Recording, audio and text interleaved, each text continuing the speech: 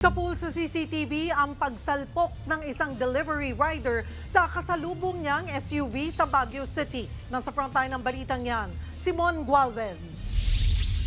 Sa kuha ng CCTV na ito sa kahabaan ng barangay Upper General Luna sa Baguio nitong Sabado, makikita ang isang delivery rider na paakyat sa kalsada. Maya-maya, sumalpok ito sa kasalubong na SUV. Sa lakas ng pagkakabangga, tumilapon ng rider. Agad namang tumigil ang driver ng SUV.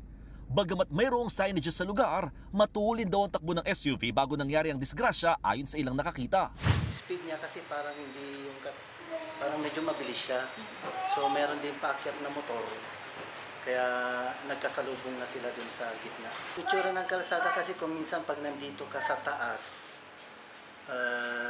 parang hindi mo makita yung paakyat na sasakyan. Agad namang naitakbo sa paggamutan ng rider habang nagkaareglo magkabilang panig. Isa lamang ito sa 16 na kaso na aksidente kinasangkutan ng mga sasakyan na naitala ng Baguio City Police Office sa buong Semana Santa. Wala namang naitalang krimen sa Baguio. Sa kabila niyan, patuloy pa rin nakabantay ang mga pulis, lalo't dagsa sa Baguio ang mga turista dahil mainit ang panahon. Nagbabalita mula sa Frontline, Mon Gualvez, News 5. Mga kapatid, Cheryl Cosim po, huwag maging huli at maging una sa lahat sa balitaan.